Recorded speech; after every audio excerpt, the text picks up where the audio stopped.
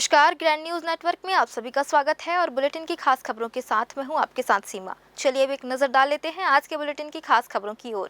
खबरों का सिलसिला शुरू करें उससे पहले एक नजर आज की सुर्खियों पर।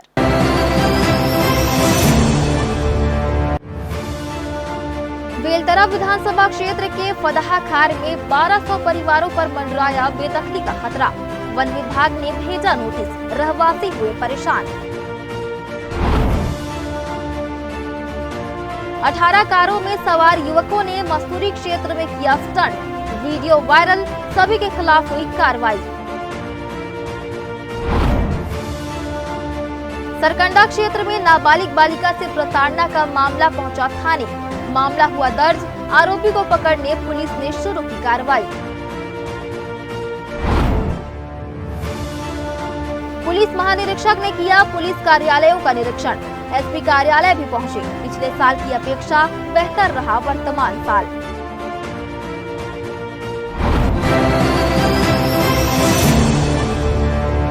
ये थी सुर्खियां और अब खबरें विस्तार से। बिलासपुर जिले के बेलतरा विधानसभा क्षेत्र के वार्ड क्रमांक 46 गणेश नगर फदहा खार में रह रहे हजारों लोगों की चिंता इन दिनों बढ़ गई है। इन पर बेदखली की तलवार लटकी हुई है। देखिए क्या है पूरा माजरा। यहाँ करीब 50 से 1200 परिवार वन विभाग की जमीन पर रह रहे हैं। लोगों का कहना है कि जंगल की देखरेख के लिए उन्हें उस समय यहाँ बसने की अनुमति दी गई थी। तब से आज तक ये लोग सरकार की सभी योजनाओं का लाभ ले रहे हैं और बिजली, पानी, सड़क, नाली जैसी मूलभूत सुविधाओं के साथ नगर निगम का मकान नंबर, राशन कार्ड और वोटर ID तक मिल चुका है।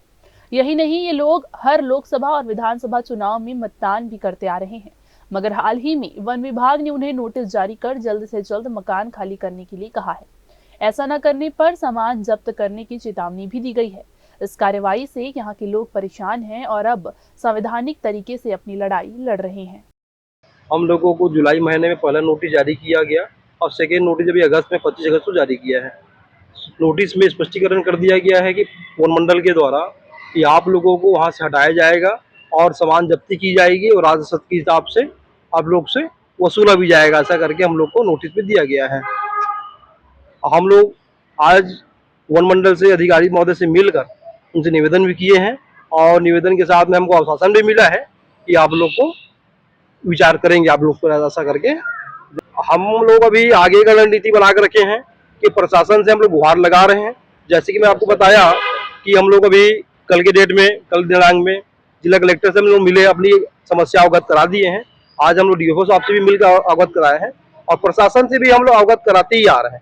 जैसे कि बताना चाहूँगा मैं, हमारे यहाँ जैसे माननीय मुख्यमंत्री जी को पत्र भेजे हैं, राज्यपाल को भेजे हैं और अपने यहाँ जैसे कि राष्ट्रपति जी को हो गया, प्रधानमंत्री जी को हो गया और मानव अधिकार को भेजे हैं। इस प्रकार से हम लोग अनगिनत लोगों को पत्र भेज चुके हैं, वन मंत्री को भी पत्र भेजे हैं। हमारे पास जो दस्तावेज है, जो नगर निगम का जो हमको जो सुविधा जो मिल रही है, नल, बिजली, पानी, सड़क, रोड, नाली, सब सुविधा शासन प्रशासन से द्वारा दिया जा रहा है। और जो दस्तावेज हमारे पास जो उपलब्ध है, पिछले 2011 में हमको 2013 में जो दस्तावेज हमारे साथ जो 29 ग्रामों में सम्मिलित किया जाएगा करके हमको दस्तावेज उपलब्ध कराया गया था, जो उसका कहीं भी उल्लेख नहीं किया जा रहा है। तो अभी क्या बात हुई है? DFO साहब से हमने मिला है, अपना बात को रखा है। DFO साहब ने कहा है हम उच्च अधिकारी से बात करके आपको निराकरण करेंगे। ग्रामीण DFO कार्यालय पहुंचे और अधिकारियों से विस्तार से चर्चा की। DFO ने भी मामले को उच्च अधिकारियों तक पहुंचाने की बात कही। लोगों ने कहा है कि उन्होंने राष्ट्रपति, प्रधानमंत्री, राज्यपाल, मुख्यमंत्री, उप मुख्यमंत्री, लोकसभा, राज्यसभा, नेता प्रतिपक्ष, वन विभाग और राष्ट्रीय मानव अधिकार आयोग तक ज्ञापन भेजा है। अगर मांगे पूरी नहीं हुई तो वे हाई कोर्ट और सुप्रीम कोर्ट तक जाने को तैयार है। स्थानीय लोगों का कहना है कि वे रोजाना मजदूरी कर अपने परिवार का भरण पोषण करते हैं। अगर वन विभाग ने उनके मकानों पर बुलडोजर चलाया तो वे बेघर हो जाएंगे। उनका कहना है कि विस्थापन के लिए 2013 में नगर निगम से 9 एकड़ जमीन की मांग की गई थी, लेकिन आज तक ये आवंटन नहीं हुआ है। संविधानिक तरीके से गलत है। हमारे पास क्या है, अभी तक न्यायपूर्ण काम नहीं हुआ है। हमारे साथ एक दोषपूर्ण तरीके से हम जैसे बाहरी लोग हैं, इस टाइप का व्यवहार शासन प्रशासन के द्वारा किया जा रहा है, जो कि बहुत ही अनुचित है। और हम क्या है, हमारे क्षेत्र में कम पढ़े लिखे होने का और कोई नेतृत्वहीन अभी तक जितने भी विधायक बने हैं अभी तक किसी ने हमारी संज्ञान नहीं लिया, इसलिए हम क्या है अकेले पड़ गए हैं ऐसा महसूस होता है। जबकि अभी ये वर्तमान का जो स्थिति देखते हुए अभी जो फतहखार क्षेत्र में जो नोटिस जारी हुआ उससे हमारे क्षेत्र को बहुत भयभीत है और इसीलिए हम लोग अपना काम धाम रोजी रोजगार छोड़कर अब तो लड़ना पड़ेगा, गुहार लगाना पड़ेगा। इस दिशा की ओर से हम शासन प्रशासन, मुख्यमंत्री, प्रधानमंत्री, राष्ट्रपति, वन मंत्री और फतहखार सारे जगह आवेदन निवेदन से हम लोग संवैधानिक तरीके से लड़ने को तैयार हुए हैं। लोगों ने मुख्यमंत्री से जल्द मिलने और समस्या के समाधान की मांग की है। उनका कहना है अगर फिर भी न्याय नहीं मिला तो वे मजबूर होकर सड़क से लेकर अदालत तक अपनी लड़ाई जारी रखेंगी। अब देखना ये होगा कि अधिकारी इनके बातों को गहराई से लेते हैं या उन्हें यूं ही भटकने के लिए छोड़ दिया जाता है। कैमरामैन गोलू कश्यप के साथ भारतेंदु कौशिक की रिपोर्ट। ग्राम मेड़पार तहसील सकरी के ग्रामीणों ने महाकाल कोल साइजिंग एवं क्रेशर डिपो का विरोध तेज कर दिया है। ग्रामीणों का कहना है कि प्रस्तावित कोल डिपो कृषि भूमि, खेल मैदान और शासकीय जमीन के बीच खोला जा रहा है, जिससे किसानों की फसलें बर्बाद होंगी और बच्चों की पढ़ाई प्रभावित होगी। प्रदूषण और बीमारी का खतरा भी बढ़ेगा। ग्रामवासी एवं खेल शिक्षा समिति ने कलेक्टर को आवेदन देकर अनुज्ञप्ति जारी करने की मांग की है और चेतावनी दी है कि 2 अक्टूबर को आत्मदाह कर उग्र आंदोलन किया जाएगा। महाकाल कोल साइजिंग एवं क्रेशर डिपो को लेकर ग्राम मेड़पार में विरोध की लहर है। ग्रामीणों का आरोप है कि राजनीतिक दबाव में डिपो को मंजूरी दी जा रही है, जबकि पंचायत एवं शिक्षा समिति का शुरू से विरोध हो रहा है। डिपो खुलने से वायु, जल और ध्वनि प्रदूषण बढ़ेगा। ग्राम की कृषि भूमि व खेल मैदान प्रभावित होंगे। कलेक्टर से तत्काल रोक लगाने की मांग की गई है।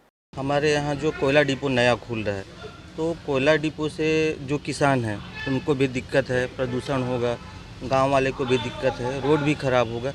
ऐसे बहुत सारी प्रॉब्लम है कोयला डिपो की वजह से, तो ये उसके नाम से है। प्लस खेती का जो है बगल में और भी प्लांट है, एक और आएगा, दिक्कत होगा सबको। तो ये चाहते हैं कि ये बंद हो, आगे ना बढ़े ये कार्यक्रम। हमारे ग्राम पंचायत मेड़पार छोटा में महाकाल कोलवाश्री एवं क्रेशर स्थापित होने जा रहा है, जिसके विरोध में समस्त ग्रामवासी 4-5 वर्षों से विरोध चल रहा था। उसके बाद भी हमारे ग्राम पंचायत से अब अंदर से कुछ बात होने के कारण पंचायत के द्वारा NOC अनापत्ति प्रमाण पत्र दे चुका है।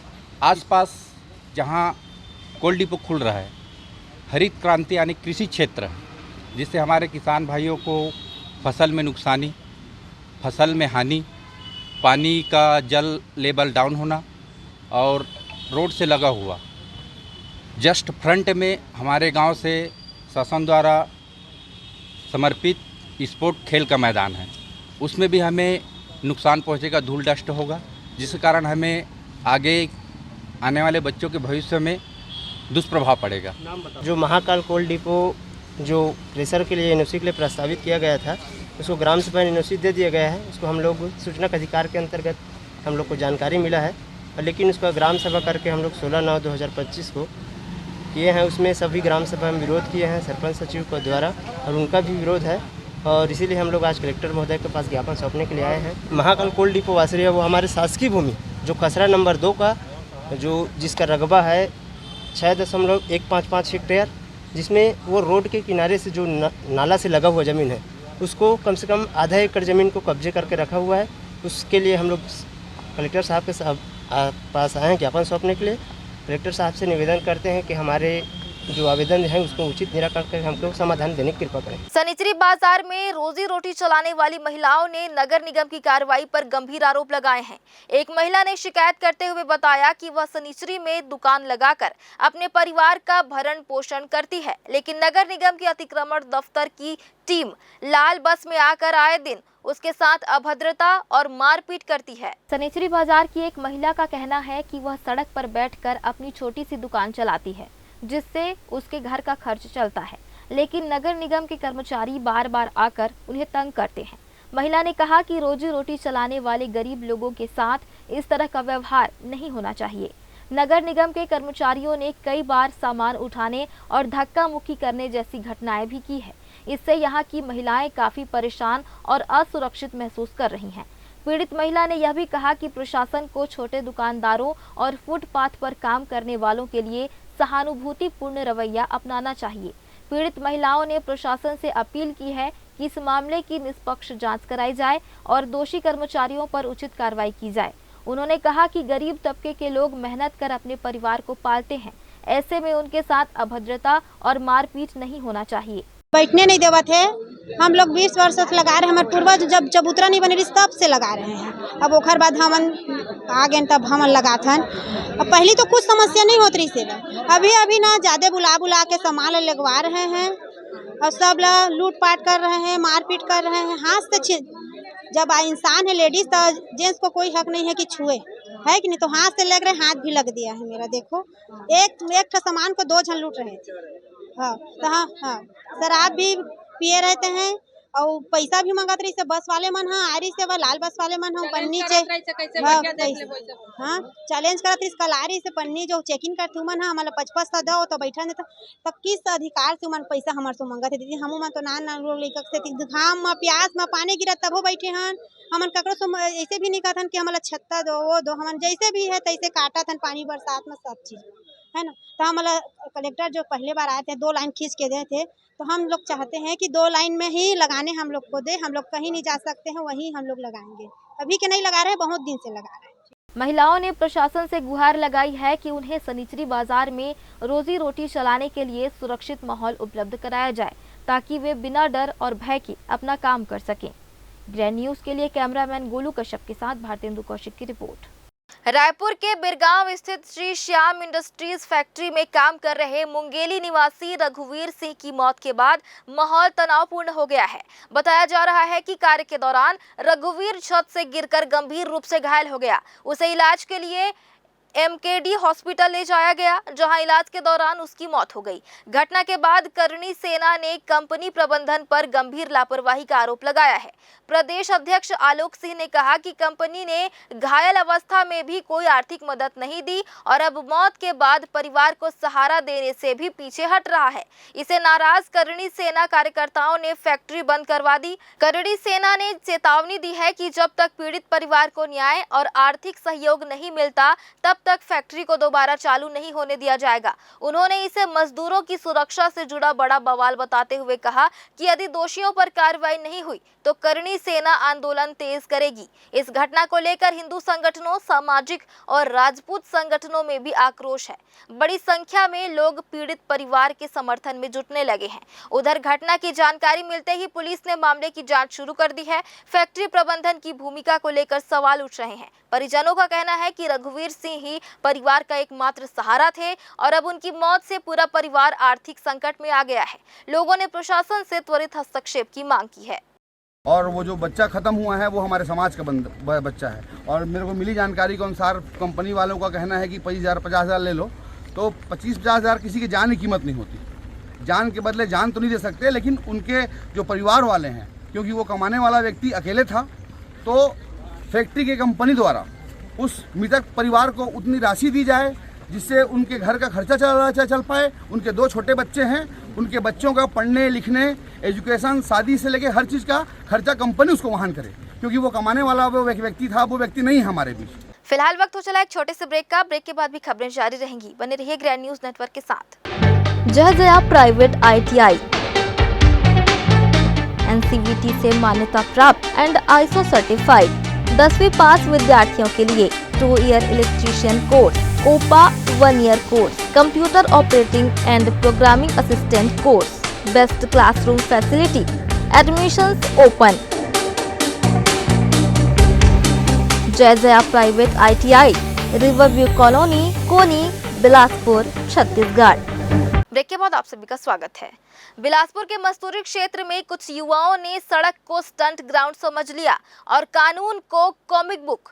15 से 20 गाड़ियों के काफिले में निकले ये सड़क के सुपर हीरो चलती कार की विंडो से बाहर निकलकर ऐसे करतब दिखा रहे थे मानो फिल्म की शूटिंग चल रही हो। अब सोशल मीडिया पर वीडियो वायरल हुआ तो असली शूटिंग शुरू हुई। पुलिस की गाड़ियां जब्त, केस दर्ज और अब कोर्ट में बुद्धि वापसी की उम्मीद। मस्तूरी की सड़कों पर उस दिन ट्रैफिक नहीं, नौटंकी जाम थी। कार के अंदर सीट बेल्ट से बंधने के बजाय युवा कार की छत पर टंग कर स्टंट दिखा रहे थे, मानो सड़क नहीं इंस्टाग्राम रील हो। पीछे हॉर्न बजाते लोग परेशान हो रहे थे और आगे जोकरों का काफिला। ऐसा लगा जैसे फास्ट एंड फूलिश का देशी रीमेक चल रहा हो।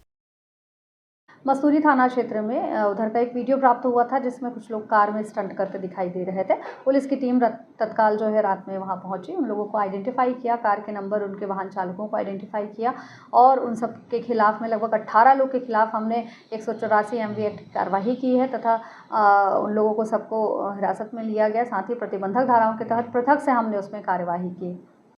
वीडियो वायरल हुआ तो पुलिस ने तुरंत स्क्रिप्ट पलटी। सड़क पर स्टंट करने वाले कलाकारों को थाने में सीरियल रोल मिला।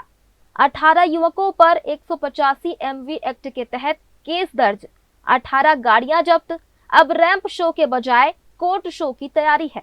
पुलिस कह रही है अगली बार स्टंट दिखाना हो तो सर्कस ज्वाइन करें। सड़कें प्रदर्शन के लिए नहीं, चलने के लिए होती हैं। ग्रैंड न्यूज के लिए कैमरामैन राहुल ठाकुर के साथ पिंटू दुबे की रिपोर्ट। उस्लापुर में बुधवार शाम एक भीषण सड़क हादसा हो गया। ग्राम खमरैया केकती निवासी 47 वर्षीय उदय राम कश्यप पिता राम कुमार कश्यप, जो वर्तमान में परिवार के साथ उस्लापुर बाजार के पास रहते थे, साइकिल से ग्राम हाफा की ओर से लौट रहे थे। शाम करीब 6 बजे अचानक तेज रफ्तार पिकअप वाहन ने उन्हें टक्कर मार दी। टक्कर इतनी जोरदार थी कि उदय राम कश्यप की मौके पर ही मौत हो गई। प्रत्यक्षदर्शियों ने बताया कि हादसे के बाद चालक वाहन सहित मौके से फरार हो गया। घटना की खबर लगते ही बड़ी संख्या में लोग वहां जुट गए और ट्रैफिक जाम की स्थिति बन गई। सूचना पाकर सक्रिय टीआई प्रदीप आर्या पुलिस बल के साथ पहुंचे और शव को मर्च्यूरी भिजवाकर सड़क पर आवागमन सामान्य कराया। हादसे के बाद स्थानीय लोगों में रोष देखा गया। वहीं पुलिस ने आसपास के सीसीटीवी फुटेज खंगालना शुरू कर दिया है ताकि फरार पिकअप और उसके चालक की पहचान कर कार्रवाई की जा सके। वर्तमान में मामले की जांच जारी है। बिलासपुर जिले में बीते 24 घंटे के भीतर तेज रफ्तार वाहनों ने 2 अलग अलग स्थानों पर कुल 20 गौवंशों को कुचलकर मौत के घाट उतार दिया, जबकि 10 से ज्यादा गौवंश गंभीर रूप से घायल हो गए हैं। पहली घटना कोनी थाना क्षेत्र के अंतर्गत बिलासपुर रतनपुर हाईवे पर गतौरी के पास हुई, जहां अज्ञात वाहन ने सड़क पर बैठे 10 से अधिक गौवंशों को रौंद दिया। इस दुर्घटना में 8 गौवंशों की मौके पर ही मौत हो गई, जबकि शेष गंभीर रूप से घायल हैं। वाहन चालक हादसे के बाद फरार हो गया, जिसकी तलाश में पुलिस जुटी हुई थी कि तभी दूसरी बड़ी घटना मस्तूरी थाना क्षेत्र के भदौरा गांव के पास मस्तूरी अकलतरा नेशनल हाईवे पर हो गई। इस बार एक तेज रफ्तार ट्रेलर ने 18 से ज्यादा गौवंशों को कुचल दिया। इससे 12 की मौके पर मौत हो गई और कई गौवंश ट्रेलर के नीचे फंसकर बुरी तरह घसीटे गए। स्थानीय लोगों ने मौके से ट्रेलर चालक को पकड़ लिया, जो नशे की हालत में पाया गया। इन घटनाओं से गौरक्षकों में भारी आक्रोश है। पुलिस ने दोनों मामलों में केस दर्ज कर जांच शुरू कर दी है। ग्राम पंचायत परसापानी के आश्रित मोहल्ला बहरी झरिया स्कूलपारा, सौतापारा, बोदर भाटा, कारीमारी और आसपास के बस्तियों के ग्रामीणों ने जिला कलेक्टर बिलासपुर को सामूहिक ज्ञापन सौंपकर बुनियादी सुविधाओं की मांग की है। ग्रामीणों ने बताया कि घने जंगल और खराब वन मार्ग के कारण आवागमन बेहद कठिन है। बरसात के दिनों में सड़कें जलमग्न हो जाती हैं, जिससे स्कूली बच्चों को भारी परेशानी होती है। इसके अलावा ग्रामीणों ने मोहल्लों में मिनी आंगनबाड़ी की स्वीकृति की मांग की है, ताकि शिशुओं और गर्भवती महिलाओं को पौष्टिक आहार मिल सके। मितानिन की नियुक्ति न होने से ग्रामीणों को समय पर दवा और टीकाकरण का लाभ भी नहीं मिल पा रहा है। ग्रामीणों ने कलेक्टर से आग्रह किया है कि शीघ्र सड़क निर्माण कराया जाए, मिनी आंगनबाड़ी स्वीकृत हो, साथ ही योग्य मितानिन की नियुक्ति की जाए। पुर से हरदी कसार लगभग 9 किलोमीटर और नहीं बने हैं, और में कई पुलिया हवे, कई नाला हवे, ठीक ना। आवागमन के बिल्कुल एक भी साधन नहीं हवे, आपन पैदल नहीं जा सका। डिलीवरी होते हैं कई बार जजकी के समय हमें एम्बुलेंस चाहिए, एम्बुलेंस हमारा नहीं मिल पाते हैं। अब काम लेके जब कई जन बच्चा भी पिछले 2 सप्ताह पे पिछले बच्चा की मर गई, एक जन महिला के में मतलब यूनी में बच्चा फंस गई। बड़ा मुश्किल से वाला हम बिलासपुर पहुँचा रहे हैं, तब निकली बच्चा फंस गई से जजकी समय में। ऐसे समस्या है। दूसरा समस्या हमारे यहाँ मिनी आंगनबाड़ी नहीं है, जो पौष्टिक आहार मिलना चाहिए वो नहीं मिल पाते है। हमारे गांव में ना मितानिन भी नहीं हवे, जो कोई बुखार है तो सर्दी खांसी तो दवाई मिल सकत है। हमारे यहाँ बिजली भी लगे है कोरबा जिला से, लेकिन हर समय कट जाते है। महीना में 1 घंटा 2 घंटा बिजली रही, बाकी भी बिजली गोल। हम बहरी झिरिया परसा पानी पंचायत का है सर। रोड की समस्या है, क्योंकि बरसात के लिए अगर डिलीवरी होता है तो चाहे माँ मरे या बच्चा मर जाता है रोड के कारण। और रोड खारिश वाला है सर, बना नहीं रहे हैं। कई पैसे आवेदन दे दिए, बाकी अभी तक सुनवाई नहीं हुआ हम लोगों का। कब से समस्या है? ये समस्या 15-20 साल का हो रहा है सर। और वैसे हर साल गुजरते हैं बच्चा, और हर साल बरसात में जो बच्चा पैदा हुआ है माँ मरेगी या बच्चा मरे। नहीं, कई पैसे दिए हैं कि पहली बार। सरपंच का कहना 1 फॉरेस्ट का है, 1 फॉरेस्ट बनवाएगा। 1 फॉरेस्ट को बोलते हैं तो कहीं अभी हम लोग नहीं बनवा पाएंगे। एक बार फिर से वक्त हो चला एक छोटे से ब्रेक का। ब्रेक के बाद भी खबरें जारी रहेंगी, बने रहिए ग्रैंड न्यूज नेटवर्क के साथ। जया प्राइवेट ITI NCVT से मान्यता प्राप्त एंड ISO सर्टिफाइड 10वीं पास विद्यार्थियों के लिए 2 year electrician course, OPA 1 year course, computer operating and programming assistant course, best classroom facility, admissions open. Jaya private ITI, riverview colony, Koni, Bilaspur, Chhattisgarh. Break के बाद आप सभी का स्वागत है। बिलासपुर के सरकंडा थाना क्षेत्र से एक चौंकाने वाला मामला सामने आया है। यहां रहने वाली एक नाबालिग बालिका ने अगलतरा निवासी युवक हिमांशु रात्रे पर लगातार प्रताड़ना और मारपीट का गंभीर आरोप लगाया है। बालिका का कहना है कि उसकी मुलाकात आरोपी युवक से इंस्टाग्राम के जरिए हुई थी। बातचीत के दौरान युवक ने उसके साथ मेलजोल बढ़ाया और फिर उसका भरोसा जीतकर उसकी तस्वीरें खींच ली।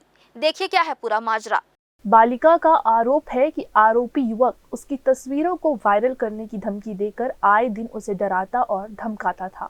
हाल ही में साइंस कॉलेज मैदान में आरोपी युवक ने उसके साथ मारपीट भी की। इस घटना के बाद बालिका ने हिम्मत जुटाकर सरकंडा थाने में इसकी शिकायत दर्ज कराई है। बालिका का कहना है कि आरोपी युवक लगातार उसे परेशान कर रहा था और जबरदस्ती करने का दबाव बना रहा था। उसने पुलिस से सख्त कार्रवाई की मांग की है ताकि भविष्य में ऐसी घटनाएं दोबारा ना हो सके। सामाजिक संगठनों ने भी इस घटना पर चिंता जताई है। उनका कहना है कि सोशल मीडिया पर इस तरह की घटनाएं लगातार बढ़ रही है, जिससे किशोरियों और युवतियों की सुरक्षा पर खतरा मंडरा रहा है। एक लड़का था जिसे मेरा इंस्टा से कांटेक्ट हुआ था, इंस्टा से मेरे को बात किया था। कुछ दिन तक मैं बात की थी, फिर उसको ब्लॉक कर दी थी कि मैं आपसे बात नहीं करूंगी, मेरा भाई का सामान है बोल के। तो मेरे को वो धमकी वगैरह देता था, मैं मर जाऊंगा वो करूंगा बोल के। तो मैं उससे बात की, बात करने के बाद बहुत दिन तक हम लोग साथ में थे। बट मेरा कब वो फ़ोटो लिया, पूरा फ़ोटो वगैरह रखा है मेरा, और मेरे को बार बार ब्लैकमेल करता है कि मैं तेरा फ़ोटो वगैरह वायरल कर दूंगा, तेरा ज़िंदगी बर्बाद कर दूंगा, तेरे माँ बाप के सामने तू जी नहीं पाएगी, घुट घुट के जिएगी, बहुत कुछ बोलता रहता है। और उससे मैं उस दिन बात नहीं की ना, पूरा उसको ना मतलब अपना फ़ोन ऑफ करके रख दी थी। तो मेरा फ़ोन भी पूरा हैक वगैरह करके रखा है। मैं किसी भी मेरे भाई से भी बात करती थी तो उसको पता चल जाता था। तो मेरे भाई से बात करती थी तो वो बोल देता था अपने हस्बैंड से बात करी है का, तो तेरे को भाई से बात करने का ज़रूरत पड़ जाता है बोलता था। तो भाई अपने फैमिली से किसी से मैं कांटेक्ट नहीं कर पाती थी, किसी से बात नहीं की हूँ। मैं मार्केट से जस्ट लौटी हूँ ना, तो मैं उसको उतना देखी नहीं थी। मैं लौट रही थी, जस्ट दौड़ के अंदर जाने वाली थी, मेरा हाथ खींच के पकड़ के वहाँ पर बहुत ज़ोर से बाल वाल खींचा है, बहुत मारा है, गाली गलौज किया है। फिर 12 तारीख 9/2025 और मैं मतलब वहाँ मेरे को मारा। उसके बाद फिर से ना मेरे को लेके साइंस कॉलेज के पास लाया, एकदम अंधेले में मारा पीटा है, बहुत ज़्यादा मारा था, बहुत धमकाया था। वो 12 तारीख की बात है, हॉस्टल के सामने एक लड़का आया, वो अकलतरा का रहने वाला है बता रहे थे। उसको वहाँ से मारपीट किया, बाल पकड़ के खींच के मारपीट किया वहाँ पे। उसके बाद मारने के बाद उसको अपने बाइक में बैठाल के ले गया। लड़की जब बाद में आई, उससे पूछे तो बताया साइंस कॉलेज के ग्राउंड में लेके आया था मेरे को, वहाँ मारपीट किया और एक अपने दोस्त को बुलाया, वो बाद में आया, मेरे साथ ज़ोर ज़बरदस्ती करने की कोशिश किए, मारपीट किए। और उस लड़की का कहना है कि मेरा वीडियो और फ़ोटो रखा हुआ है, हर समय ब्लैकमेल करता है, मारपीट करता है, कि ब्लैकमेल करके बोलता है कि मैं वीडियो को वायरल कर दूंगा। आज दिन मेरे से पैसे की मांग करता है और उस दिन भी 1700-1800 रुपये अपने पास रखी हुई थी, उसको भी लूट लिया। इसका रिपोर्ट हम लोग करने सरकंडा थाना में आए थे और हम लोग इसमें कार्रवाई चाहते हैं। पुलिस सूत्रों के अनुसार शिकायत मिलने के बाद मामले की गंभीरता को देखते हुए आरोपी की तलाश शुरू कर दी गई है। पुलिस ने ये कहा है कि जल्द ही आरोपी को पकड़कर कानून के अनुसार कड़ी कार्रवाई की जाएगी। इस पूरे मामले ने इलाके में हड़कंप मचा दिया है। लोग अब कड़ी कार्रवाई की मांग कर रहे हैं ताकि समाज में गलत संदेश ना जाए। फिलहाल पुलिस मामले की जांच में जुटी हुई है और पीड़ित बालिका को सुरक्षा देने का आश्वासन दिया गया है। ग्रैंड न्यूज के लिए गोलू कश्यप के साथ भारतेंदु कौशिक की रिपोर्ट। बिलासपुर सांसद और केंद्रीय राज्य मंत्री तोखन साहू ने विपक्ष द्वारा लगाए जा रहे वोट चोर गद्दी छोड़ नारे पर तीखी प्रतिक्रिया दी। उन्होंने कहा कि देश की जनता विपक्षी दलों के बहकावे में नहीं आएगी। आज 10 साल के बच्चे से लेकर 90 साल के बुजुर्ग तक सभी केवल नरेंद्र मोदी को ही देश के प्रधानमंत्री के रूप में देखना चाहते हैं। तोखन साहू ने कहा कि प्रधानमंत्री मोदी ने देश को नई ऊंचाइयों पर पहुंचाया है और उनके नेतृत्व में भारत सुरक्षित है, सशक्त और विकसित राष्ट्र के रूप में दुनिया में पहचान बना रहा है। उन्होंने विपक्ष पर जनता को गुमराह करने का आरोप लगाते हुए कहा कि असली जनादेश मोदी के साथ है और आने वाले चुनावों में भी यह साफ हो जाएगा। मंत्री के बयान से राजनीतिक माहौल और गर्माता हुआ नजर आ रहा है। वो अपनी चिंता करें। इस देश की जनता का आशीर्वाद भारतीय जनता पार्टी और हमारे देश के यशस्वी प्रधानमंत्री नरेंद्र मोदी जी के ऊपर है। आप 10 साल के बच्चे से भी पूछेंगे कि इस देश में आप प्रधानमंत्री के रूप में किसे देखना चाहते हैं, तो 10 साल का अबोध बच्चा भी कहेगा कि इस देश का प्रधानमंत्री माननीय नरेंद्र मोदी जी ही रहे। और 90 साल के वरिष्ठ लोग से भी पूछेंगे तो वो भी कहेंगे कि इस देश के प्रधानमंत्री नरेंद्र मोदी जी ही रहे। किसी से भी पूछ लीजिए। तो ये देश के लोग जब तक चाहेंगे, देश की जनता जब तक चाहेगी, तब से हमारे यशस्वी प्रधानमंत्री माननीय नरेंद्र मोदी जी प्रधानमंत्री रहेंगे। भारत मुक्ति मोर्चा, बहुजन क्रांति मोर्चा, राष्ट्रीय पिछड़ा वर्ग मोर्चा और राष्ट्रीय परिवर्तन मोर्चा के तत्वाधान में हजारों संगठन एकजुट होकर संविधान और लोकतंत्र की रक्षा, सामाजिक न्याय तथा बहुजन समाज के अधिकारों के लिए राष्ट्रव्यापी आंदोलन की घोषणा की है। महामहिम राष्ट्रपति को भेजे गए ज्ञापन में इन संगठनों ने केंद्र और राज्य सरकारों पर बहुजन समाज विरोधी नीतियों का आरोप लगाते हुए मांग की है कि चुनावों से ईवीएम हटाकर बैलेट पेपर लागू किया जाए, ओबीसी सहित सभी जातीय समूहों की जातीय जनगणना कराई जाए, आदिवासी व धर्मांतरित ईसाई समुदाय के साथ भेदभाव रोका जाए, मुस्लिम समाज को सुरक्षा दी जाए, एससी, एसटी, ओबीसी कर्मचारियों को पदोन्नति में आरक्षण लागू किए जाने की मांग की गई है। उन्होंने आंदोलन की रूपरेखा भी तय कर दी है। अब 25 सितंबर को जेल भरो आंदोलन और 15 अक्टूबर को जन आक्रोश रैली का आयोजन किया जाएगा।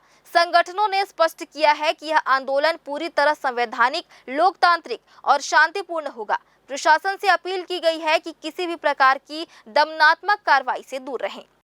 ईवीएम मशीन से घोटाला करके हमारे जो संवैधानिक अधिकार है, जिसको हम सरकार बनाना चाहते हैं, ईवीएम के जरिए हमारा जो वोट का अधिकार है उसको शून्य करके हमको संवैधानिक तरीके से वो गुलाम बना कर रखे। जबकि बैलेट पेपर से पहले होता था और बड़े बड़े देश जैसे जापान है, चीन है, अमेरिका में वहाँ भी ईवीएम से चुनाव होता है।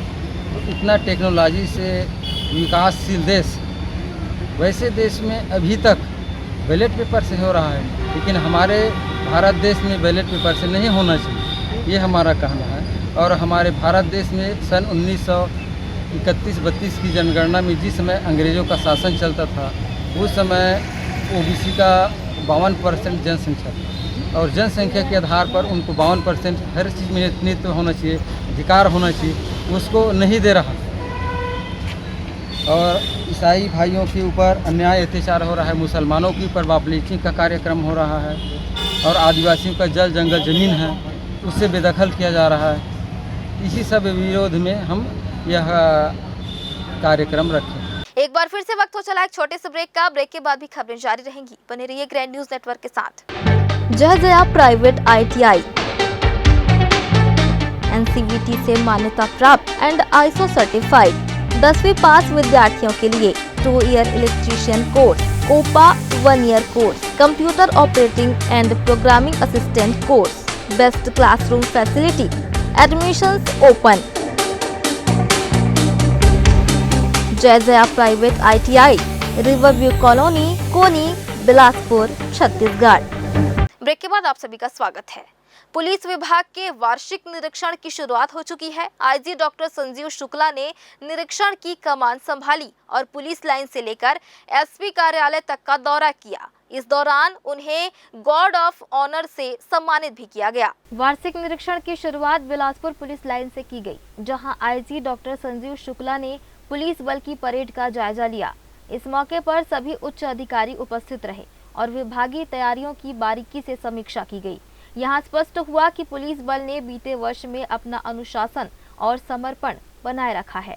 ये एनुअल इंस्पेक्शन होता है, साल में एक बार जिले का वार्षिक निरीक्षण किया जाता है। उसी के तहत 3 दिन के लिए बिलासपुर जिले का आकस्मिक फाइनल एनुअल निरीक्षण किया जा रहा है। इसके तहत आज पुलिस लाइन में परेड और पुलिस लाइन की कार्यपद्धति का इंस्पेक्शन हुआ। अब ये सेकेंड फेज़ में एसपी ऑफिस का इंस्पेक्शन चल रहा है।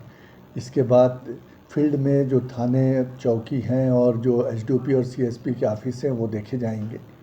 और जो इंस्पेक्शन में प्रथम दृष्टिया ये पाया गया कि पिछले 1 साल में बिलासपुर पुलिस ने अपने कार्य में काफ़ी सुधार किया है और न सिर्फ फील्ड में अपराध नियंत्रण में और अपराधों की विवेचना में अच्छा काम हुआ है, बल्कि कर्मचारियों के कल्याण से संबंध में और जो प्रशासनिक काम होते हैं पुलिस अधीक्षक कार्यालय के और पुलिस लाइन के, उन कार्यों में भी काफ़ी सुधार हुआ है।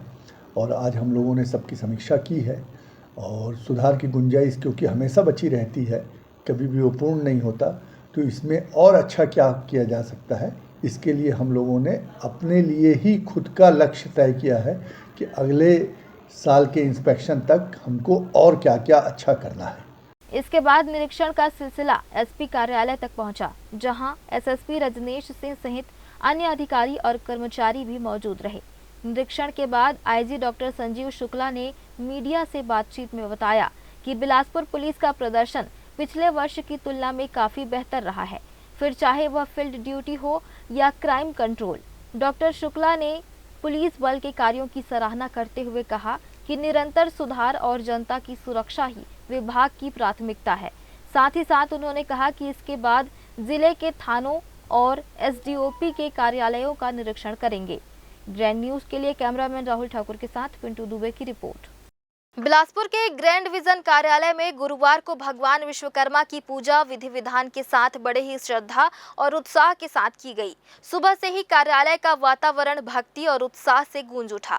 कर्मचारियों और अधिकारियों ने मिलकर भगवान विश्वकर्मा के चित्र पर फूल माला अर्पित की और पूजा अर्चना की। कार्यक्रम की शुरुआत पारंपरिक पूजा पाठ, मंत्रोच्चार और आरती के साथ हुई। इस दौरान कार्यालय परिसर को आकर्षक ढंग से सजाया गया। दीप प्रज्वलन के बाद भगवान विश्वकर्मा से कार्यालय और कर्मचारियों के सुख, समृद्धि और उन्नति की कामना की गई। भगवान विश्वकर्मा को सृजन, निर्माण और कौशल का देवता माना जाता है। इस अवसर पर कर्मचारियों को भी मेहनत, निष्ठा और गुणवत्ता के साथ काम करने की प्रेरणा दी गई। कार्यालय स्टाफ ने कहा कि यह आयोजन हर साल टीम भावना और सकारात्मक ऊर्जा को बढ़ाने का काम करता है। पूजा के बाद प्रसाद वितरण किया गया और सभी ने मिलकर शुभकामनाएं साझा की। ग्रैंड विजन कार्यालय के प्रबंधन ने इस अवसर को कर्मचारियों के बीच आपसी संवाद और उत्साह बढ़ाने का कार्यक्रम बताया। इस तरह ग्रैंड विजन कार्यालय में भगवान विश्वकर्मा पूजा का आयोजन न केवल धार्मिक आस्था बल्कि कार्यस्थल पर सकारात्मक माहौल का भी प्रतीक बना। बिलासपुर में एसपी कार्यालय के लिए नए भवन का निर्माण कार्य लगभग पूर्ण हो चुका है। यह नया भवन आधुनिक सुविधाओं से युक्त होगा, जिससे पुलिस प्रशासन के कार्यों में और अधिक दक्षता आएगी। इस भवन की लंबे समय से मांग की जा रही थी, जिसे अब जाकर पूरा किया जा रहा है। आईजी संजीव शुक्ला ने निर्माणाधीन भवन का निरीक्षण किया और निर्माण कार्य की प्रगति पर संतोष जताया। उन्होंने बताया कि भवन का अधिकांश कार्य पूरा हो चुका है और जो शेष कार्य है उन्हें भी जल्द अंतिम रूप दे दिया जाएगा। आईजी शुक्ला ने यह भी कहा कि आने वाले नए वर्ष जनवरी माह में इस नए एसपी कार्यालय से कार्य की औपचारिक शुरुआत कर दी जाएगी। नया भवन न केवल पुलिस कर्मचारियों के लिए सुविधाजनक होगा, बल्कि आम जनता को भी बेहतर सेवाएं मिल सकेंगी। अधीक्षक कार्यालय बन रहा है और बहुत ही सुविधाजनक कार्यालय बन रहा है। कई सालों के बाद जो ये बड़ी मांग थी वो पूरी हुई है और लगभग आप देख रहे हैं कि वो कंप्लीशन में है। अभी मैं आते ही एसपी साहब से पूछा तो इन्होंने बताया कि जनवरी तक इंश्योर किया गया है कि वो पूर्ण हो जाएगा। तो 2026 में पुलिस अधीक्षक के नए कार्यालय में आपसे उससे मुलाकात होगी। आगामी दुर्गा पूजा, दीपावली और छठ पूजा के मौके पर रेलवे स्टेशनों पर यात्रियों की भीड़ बढ़ने की संभावना है। त्योहारों के दौरान यात्रियों की सुरक्षा और सुविधा के लिए रेलवे ने पहले से ही तैयारी शुरू कर दी है। बिलासपुर रेल मंडल ने बिलासपुर, उसलापुर समेत 6 बड़े स्टेशनों पर भीड़ नियंत्रण के लिए खास योजना बनाई है। इसी तैयारी के तहत इन स्टेशनों पर मॉक ड्रिल किया गया। इस मॉक ड्रिल में यह देखा गया कि पीक आवर्स यानी भीड़ के समय कैसे यात्रियों की सुरक्षा और आवाजाही को बेहतर तरीके से संभाला जा सकता है। रेलवे अधिकारियों ने बताया कि भीड़ प्रबंधन के लिए स्टेशनों पर अलग अलग होल्डिंग एरिया बनाए गए हैं। इन जगहों को क्यू मैनेजर और बैरिकेडिंग टेप से चिन्हित किया गया है ताकि यात्रियों को लाइन में खड़ा रहना और दिशा समझना आसान हो। प्लेटफॉर्म, फुट ओवर ब्रिज, प्रवेश और निकास द्वार, पार्किंग एरिया जैसी जगहों पर भी खास इंतजाम किए गए हैं। सुरक्षा को ध्यान में रखते हुए रेलवे ने इन महत्वपूर्ण जगहों पर अतिरिक्त सुरक्षा बलों की तैनाती की है। इस मॉक ड्रिल में यह भी देखा गया कि किसी आपात स्थिति में यात्रियों को सुरक्षित बाहर कैसे निकाला जा सकता है और भीड़ को कैसे नियंत्रित किया जाएगा। रेलवे ने यात्रियों से भी अपील की है कि वे धैर्य और अनुशासन बनाए रखें, स्टेशन पर दिए गए निर्देशों का पालन करें और किसी भी संदिग्ध गतिविधि की जानकारी तुरंत रेलवे सुरक्षा बल को दें।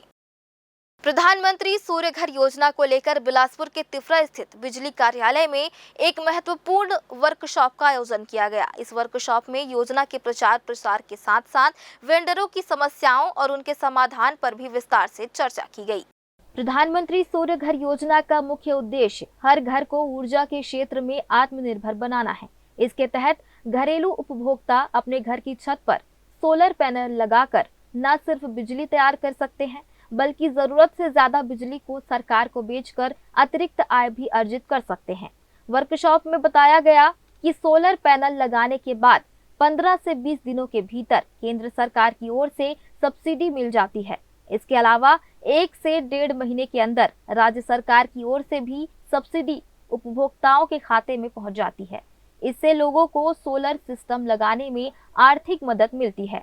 वर्कशॉप में उपस्थित अधिकारियों ने मोबाइल से मोर बिजली ऐप के माध्यम से रजिस्ट्रेशन की पूरी प्रक्रिया भी समझाई। उन्होंने कहा कि योजना का लाभ पाने के लिए उपभोक्ता का घरेलू श्रेणी में होना जरूरी है। ऐप के जरिए आवेदन करने के बाद उपभोक्ता अपने सोलर सिस्टम का उपयोग शुरू कर सकते हैं।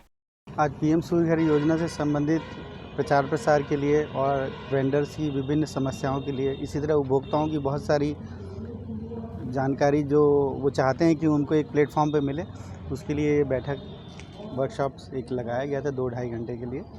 और इसमें हमारे आरईसी के जो पार्टनर है वो भी आए हुए हैं, जो कि सब्सिडी वगैरह केंद्र सरकार की रिलीज़ होती है उससे संबंधित काम को देखते हैं। तो उससे संबंधित भी किसी की कोई जानकारी कोई चाहता है तो वो भी वो उपलब्ध कराएंगे। नॉर्मली अभी जो सोलर प्लांट लगाने के 1 से 1.5 महीने के अंदर केंद्र सरकार की और उसके बाद 15 से 20 दिन में राज्य सरकार की सब्सिडी आ जा रही है। क्या प्रोसेस रहता है इसके लिए? अगर योजना इसके लिए बहुत सरल प्रोसेस है। आपके हाथ में मोबाइल है, मोबाइल में मोर बिजली ऐप डाउनलोड करिए, उसमें क्लिक करिए, पीएम सूर्य घर पोर्टल खुलेगा। पोर्टल में आप जाके रजिस्टर करिए, अपना छत्तीसगढ़ सेलेक्ट करिए और बीपी नंबर से रजिस्टर करिए। रजिस्टर करने के बाद आप उसमें वेंडर सिलेक्शन कर सकते हैं। पहला जो 1 किलोवाट है उसमें 45,000, दूसरे किलोवाट में 90,000, 3 किलोवाट में 1,08,000 और उसके ऊपर फिर 1,08,000 अधिकतम सब्सिडी का प्रावधान।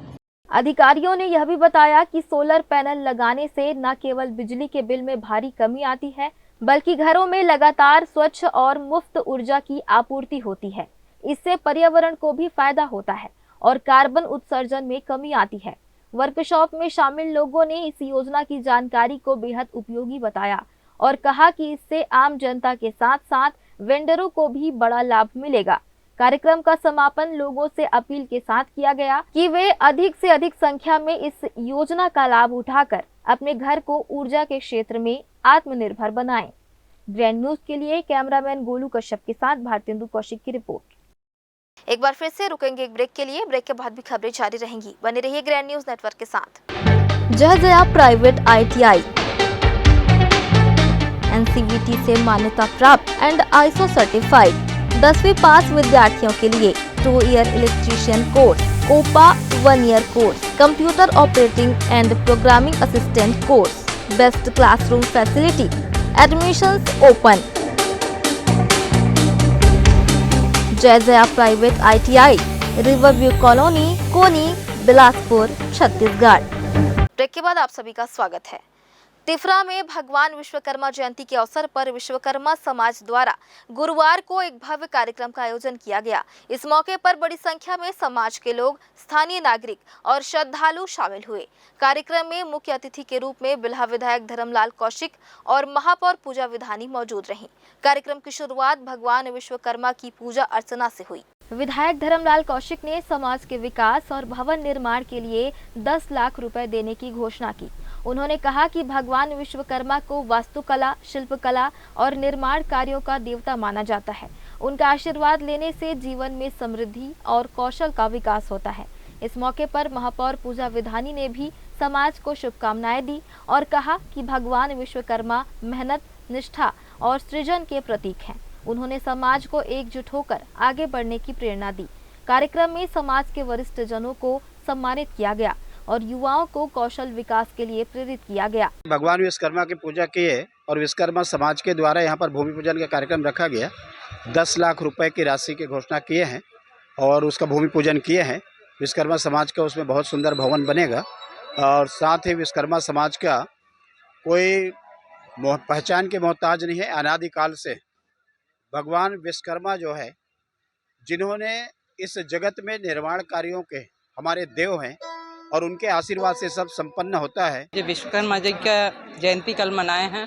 आज भी यहाँ पर विश्वकर्मा जी का जयंती और विश्वकर्मा जी जो स्वयं हमारे सब कुछ के दाता हैं, चाहे वो बढ़ाई का काम हो, चाहे लोहार का काम हो, ऐसे निर्माता का आज हम पूजन भी किए हैं। और आज विश्वकर्मा समाज के लिए भवन का निर्माण के लिए भूमि पूजा का भी कार्यक्रम था। हमारे यहाँ पर बिल्हा क्षेत्र में माननीय विधायक सम्मानीय धर्म भैया के सौजन्य से ये भूमि पूजा आज संपन्न हुआ है और आने वाले समय में यहाँ भव्य भवन का भी निर्माण होगा समाज के लिए। ये बड़ा गौरव का बात है समाज के लिए। आज हम सबको बधाई देते हुए इस काम को संपन्न। तिफरा का यह कार्यक्रम पूरे क्षेत्र के लिए आकर्षण का केंद्र बना। श्रद्धालुओं ने भगवान विश्वकर्मा के जयकारों के बीच भव्य शोभा यात्रा निकाली और पारंपरिक विधि से पूजा की। कार्यक्रम के अंत में प्रसाद वितरण किया गया। ग्रैंड न्यूज के लिए कैमरामैन गोलू कश्यप के साथ भारतेंदु कौशिक की रिपोर्ट। जिला खाद्य विभाग द्वारा की गई जांच में राशन कार्डों को सही पाया गया है। यह जांच मंथन सभा कक्ष में हुई, जिसमें APL से BPL श्रेणी में परिवर्तित किए गए 45 कार्डधारियों को बुलाया गया था। नगर निगम के विभिन्न वार्डों के हितग्राहियों के दस्तावेजों की बारीकी से जांच की गई। खाद्य नियंत्रक अमृत कुजूर ने खुद बैठकर पूरे दस्तावेज देखे और संबंधित जोन कमिश्नरों की उपस्थिति में सभी तथ्यों की पड़ताल की। जांच की गंभीरता को देखते हुए संचालनालय से संयुक्त संचालक भी विशेष रूप से बिलासपुर पहुंचे। उन्होंने राशन कार्ड से जुड़े सभी कागजात और प्रक्रिया को गहराई से परखा। जांच के दौरान राशन दुकानों के संचालकों ने भी अपनी सफाई पेश की। उन्होंने बताया कि सभी लाभार्थियों के दस्तावेज नियमानुसार तैयार किए गए थे। अधिकारियों ने भी दस्तावेजों को देखने के बाद इन्हें सही ठहराया। इस जांच में किसी भी कार्डधारी पर कोई अनियमितता नहीं पाई गई। इससे कार्डधारियों और दुकानदारों दोनों ने राहत की सांस ली। खाद्य विभाग के अधिकारियों ने कहा कि सही पात्रों को ही योजनाओं का लाभ मिलेगा, ताकि गरीब और जरूरतमंद परिवारों तक सरकारी सुविधाएं पारदर्शी तरीके से पहुंच सके। हमें एक सूचना दी गई थी कि जितने संदिग्ध कार्ड की सूची भेजी गई थी, उन हितग्राहियों को हमें यहाँ पर लेके आना था और उनकी जांच करवानी थी कि उनका पहले APL कार्ड था और BPL हुआ। तो उसी के संबंध में सूचना दी गई थी खाद्य विभाग से कि ये जो कार्डधारी है इनको आप लेके आइए, इनको जानकारी है कि नहीं इनका कार्ड करके वह उनकी डॉक्यूमेंट की सब जाँच की गई और करीब करीब सभी की जाँच सही है। भाई वो पात्रता थे तभी उनका अधिकारी लोग भी कार्ड देख के ही बनाया है, बिना देखे कोई कार्ड नहीं बनाया है। जी, सदस्यों का नाम था और APL से जो BPL कार्ड आई थी उन्हीं के विषय में उनको समस्त जानकारी दी गई। जांच के बाद अधिकारियों ने यह भी स्पष्ट किया कि भविष्य में किसी भी प्रकार की गड़बड़ी को बर्दाश्त नहीं किया जाएगा और समय समय पर इस तरह की कार्रवाई की जाती रहेगी। बैठक के अंत में कार्डधारियों को भरोसा दिलाया गया कि उनका राशन कार्ड मान्य है और वे योजनाओं का लाभ लेते रहेंगे। ग्रैंड न्यूज के लिए कैमरामैन गोलू कश्यप के साथ भारतेंदु कौशिक की रिपोर्ट। राष्ट्रीय स्वास्थ्य मिशन एनएचएम संविदा कर्मचारियों की अनिश्चितकालीन हड़ताल का 32वां दिन गुरुवार को रहा। प्रांतीय कार्यकारिणी के आह्वान पर जिले के सभी एनएचएम कर्मचारी रायपुर के तूता धरना स्थल पहुंचे और जेल भरो आंदोलन में शामिल हुए। 3 किलोमीटर लंबी रैली निकालकर कर्मचारियों ने शासन के खिलाफ नारेबाजी की और नियमितीकरण तथा ग्रेड पे की मांग दोहराई। रैली पुलिस द्वारा बनाई गई अस्थायी जेल तक पहुंची, जहां सभी कर्मचारियों ने सामूहिक गिरफ्तारी दी। करीब 1 घंटे तक हिरासत में रखने के बाद उन्हें रिहा कर दिया गया। कर्मचारियों ने दमन के आगे नहीं झुकेंगे, दमन किया तो और लड़ेंगे जैसे नारे लगाए। हड़ताल के चलते जिला अस्पताल, सामुदायिक स्वास्थ्य केंद्र, प्राथमिक स्वास्थ्य केंद्र, स्वास्थ्य उपकेंद्र और मानसिक चिकित्सालय सहित अधिकांश स्वास्थ्य सेवाएं ठप है। मलेरिया, टीबी, टीकाकरण, महामारी जैसी राष्ट्रीय स्वास्थ्य योजनाओं की रिपोर्टिंग प्रभावित हो रही है। ग्रामीण क्षेत्रों में आयुष्मान आरोग्य मंदिर बंद रहने से मरीजों को समय पर इलाज नहीं मिल पा रहा है और उन्हें निजी अस्पतालों का रुख करना पड़ रहा है। संगठन का कहना है कि नियमितीकरण और ग्रेड पे की मांग पूरी होने तक आंदोलन जारी रहेगा। कर्मचारियों का जोश बारिश और उमस के बावजूद बरकरार है।